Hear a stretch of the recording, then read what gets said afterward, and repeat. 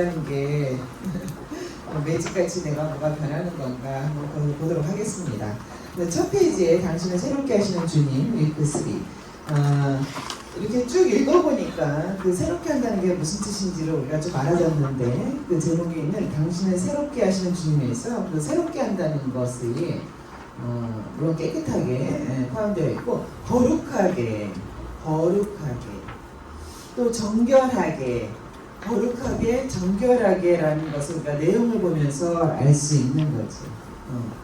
이 땅에서의 삶은 자연 그대로의 삶은 거룩하다는 것을 생각하지 않게 하는 삶이잖아요. 거기 밑에 이렇게 선율들이 쭉 있는데 그 세 번째 줄에 보니까 당신은 주님을 모르는 사람들과 이웃과 똑같이 살 수는 있다 없다? 없다. 당신은 똑같은 삶을 살 수는 없다. 이유는 거룩함을 향하여서 하나님께서는 지속적으로 여러분을 거룩하게 하시기 위한 것이죠. 그래서 신부의 사진이 있다면 신부 사진의 제목을 이렇게 쓰시는 거죠. 그녀는 귀 쓰이는 그릇이다.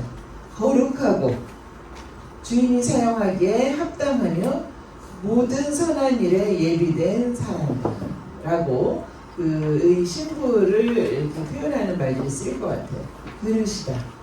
그 그릇이 거룩하다. 이런 단어도 같이 거룩하고 주인이 사용하기에 합당하다. 예비되었다. 이 모든 것이 사실은 다르게 표현되었지만 하나를 이야기하고 있는데요. 이 그릇에 대해서 이제 말씀하셨죠. 여러분 교재에서 136페이지예요.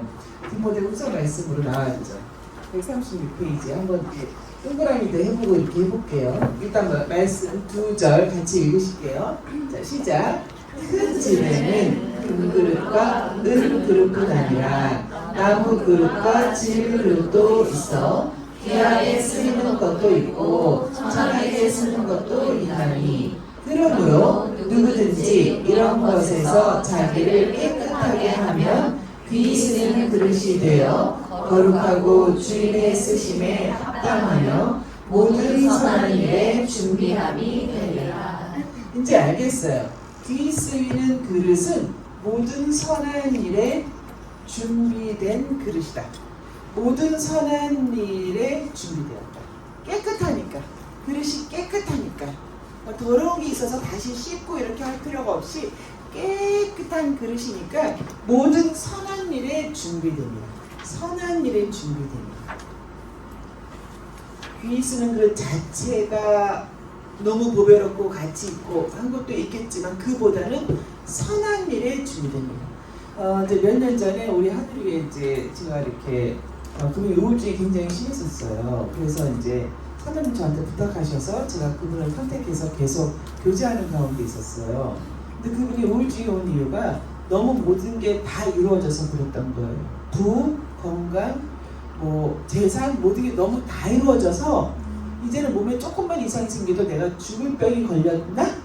어머, 나 이제 다 했는데 죽을 병이 걸렸나? 이런 어떤 그런 메커니즘으로 우울증이 오셨던 분이 있었어요. 근데 그분하고 이제 좀 차에 앉아서 또 어떻게 얘기도 하고 그러는데 대화를 쭉 하다가 너무 젊고 저보다도 더 젊고 너무 부자고 너무 건강하고 또 머리가 기가 막히게 좋고 영어도 잘하고 뭐든지 잘하는 그렇게 제가 쭉 얘기를 하다가 그렇게 말을 한 거예요.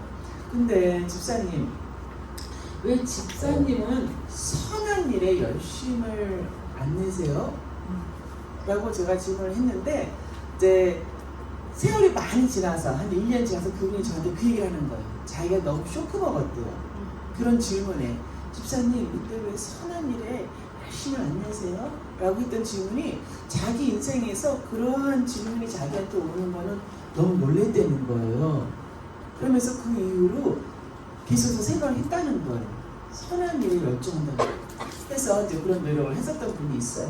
귀 쓰는 그릇이 되어서의 목적은 선한 일에 준비됐다는 것이고요. 금그릇, 은그릇, 굉장히 귀 쓰이겠죠. 일반적으로 나무 그릇과 질그릇은 천하게 쓰일 수도 있어요. 그렇죠? 이것은 세상 가치지만 하나님 나라에서 가치는 금, 은, 나무, 질, 흙수저, 금수저가 아니라 자기를 깨끗하게 하는, 자기를 깨끗하게 하면이라고 되어 있는 거예요. 자기를 깨끗하게 하면. 그리고 이 깨끗하게 하는 것에 대해서 하나님이 굉장히 적극적이고 여러분을 위해서 좀 깨끗하다는 표현이 있는데, 혹은 거룩하게 하는 걸 하나님은 포기하지 않으실 거예요. 제가 알 때는 성경 전체를 볼 때 하나님은 이 거룩함, 이 신부의, 교회의, 성도의, 백성의 거룩함을 결코 포기하지 아니하신다는 거예요. 이유는 간단해요. 여러분, 결국 우리 하나님과의 영생의 삶을 주셨잖아요. 영원히 사는 생명을 주셨거든요. 영원히 사는 생명이에요. 우리가 코로 호흡만 하는 이 생명뿐만이 아니라 영생, 영원히 함께 살아가는 그 생명을 주셨단 말이죠. 그리고 그것을 우리가 흔히 하나님 나라 천국이라고도 말해요. 하나님과 늘 함께하고 우리 요한계시록에 많이 나오는 내용이잖아요. 근데 그곳은 너무나도 거룩하고 영광이 충만한 곳인 거예요. 그곳에서 여러분 100%의 만족이라고 하는 게 다 채워질 거예요. 결핍이라고 하는 게 도무지 결핍이라는 게 뭔지 알 수도 없는 그런 세상에 사실 거예요. 너무나도 거룩하고 죄, 미움, 질투, 우리를 아프게 하는 것들이 전혀 없는 거죠. 물론 죽음도 없죠. 눈물도 없죠. 그런 처음 하나님이 에덴 동산에서 창설하셨던 그런 천국으로 우리를 같이 영생 삶을 살게 하시는데, 한번 생각해 보세요. 그런 곳에 내가 가는데 나는 미움이 가득해. 나는 질투가 가득해. 난 너무 더러워.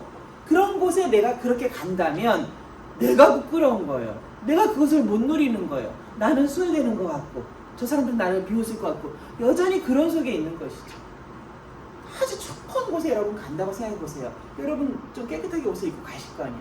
더럽게 입고 가지는 않을 거 아니에요. 즉 하나님이 우리를 거룩하게 하시겠다는 것을 포기하지 않는 이유는 우리를 위함이에요.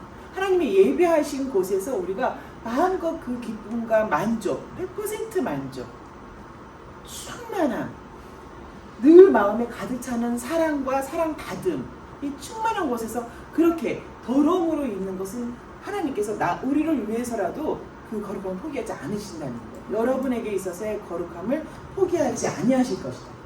그리고 우리 성경에서는 두 가지 나오는데요. 먼저 110페이지 한번 가보실래요? 110페이지 가보시면 미크바, 흐르는 물에 대한 설명이 상당히 길게 나왔죠. 그 미크바, 흐르는 물에서 이제 우리가 흔히 지금으로는 뭐 세례 이렇게 말할 수도 있고, 혹은 성령 세례 뭐 이렇게도 말할 수 있는 것 같아요. 그래서 물에 담그는 건데요. 맨 밑에 110페이지 맨 밑에서 네 번째 줄 볼게요. 한번 읽어보시세요. 신부의 미크바 의식은 너가 지금까지 살아온 삶을 뒤로하고 New Life, 아내라는 새로운 삶으로 다시 태어난 때를 영원히 기억하도록 해주는 것이야 라는 표현이 있죠. 자, 이제 너는 이전의 삶은 내려놓고 거기까지, 그리고 지금부터는 거룩함을 향하여 나오는 그리스도의 신부로서 새로 태어난 때라는 것을 해준다는 그 미크바 의식이 있는 거죠. 이 흐르는 물이라고 하는 것은 여기서는 살아있는 물 하는데, 물이라고 하는 것은 이렇게 아래로 흐르잖아요. 아래로 흐르는 것을 한번 묵상해 보세요. 물은 아래로 흐르는데, 계속 아래로 흐르는데 내가 위에 있기만을 고집한다면 내가 미크바라 하는 물로 씻음을 받을 수 있을까? 이런 거는 개인적인 큐티 묵상으로 해보실 수 있는 거예요. 자, 그리고 또 한 가지 하나님께서 우리를 거룩하게 하시는 것이 143페이지에 나와요. 143페이지. 이게 또 한 가지죠. 오른쪽 143페이지에 보니까 뭐가 나오죠? 이게 남편 사포 맞죠? 143페이지에서 거기서 이제 이런 예수님께서 이제 이렇게 질문을 하셨어요. 내가 너를 깨끗하게 하고 정결하게 할 정도로 사랑하는 것처럼 남편은 아내를 사랑해야 된다. 이 말에 내게 새로운 생각이 떠오르게 되었다. 주님, 제가 남편을 사포처럼 까칠하다고 생각할 때, 여러분 다 그러시죠? 그가 주님의 교회를 위해서 하신 일을 하고 있다고 제가 그렇게 믿어야 되는 건가요? 뭐 이렇게 질문했던 것이죠. 사포, 또 뭐는 사포. 우리 남편이 게라지 오면 사포가 막 종류별로 막 붉은 사포, 가는 사포 쫙 불불불 말리는 거 막 전기로 드드드 하는 온갖 사포 종류가 다 있는 거예요. 근데 이거를 보고서 그걸 보니까 머리가 아픈 거예요. 그래서 하나님께서 우리를 정결케 하시는 것에 샌드페이퍼, 사포를 남편으로 그것도 사용하시는 거예요. 남편 다 먹고 자고 같이 하는 사람이잖아요. 그죠? 근데 남편이 사포면 얼마나 힘든 거예요. 그죠? 그러니까 하나님의 지혜예요. 하나님의 지혜. 우리에게 있어서 생활에서 많이 나오는 여러 가지를 가장 가까이서 있는 사람만이 이렇게 사포로 해나갈 수 있다는 것이죠. 제가 아까 여기서 성경 모임할 때 제가 그 성경 모임들 있어요. 참 남편 젊었을 때 막 결혼해서 맞지 않는 거 막 맞춰가면서 살고, 애 키울 때 맞지 않는 교육관 막 이런 걸로 참 맞춰가서 살아서 이제 60 다 됐는데 그 사포들이 끝나지 않더라고요. 또 엉뚱한 발상과 엉뚱한 행동과 엉뚱한 또 성격이 나오면서 저는 여러분 남편 사포는 끝나지 않더라고요. 그만큼 내가 거룩함에 가기 하려면 아직 멀었다는 것과 하나님이 그것을 포기하지 않으라 나는 그렇게 믿음으로 고백한다라고 했던 거예요. 그죠? 자, 이렇게 해서 남편 사포를 통하여서 여러분의 신분상의 거룩은 이루어졌다. 여러분 신분적으로 거룩함이 완벽하게 이루어졌어요. 이제 이루어질 것은 생활상의 거룩인 거예요. 삶을 거룩하게 살아가는 거예요. 이 삶이라고 하는 것은 우리가 천국에서도 사는 그 삶이에요. 우리는 계속해서 삶을 살아갈 때 이 삶이 거룩함을 입어야 되는 거예요. 남편의 사포가 끝나지 않는데 제가 지금은 좀 나아요. 이제 우리 남편은 언제 내가 피하고 언제 가까이 할지 저도 요령을 알아가지고 아는데 정말 막 힘들 때는 그래도 그때 우리 마더와이즈에 가구를 만드시는 분이 계셨어요. 그분 가구를 이렇게 다 수제작 해서 이렇게 판매하시는 분이었는데 그분 집에 이제 제가 초대돼서 갈 일이 있었는데 그러시더라고요.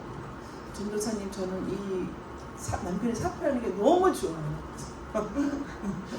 나는 잘못 들어서 남편이 너무 좋다면 잘 깜짝 놀랐어요. 그랬더니만 가구를 만들 때 사포는 맨 마지막 과정이에요.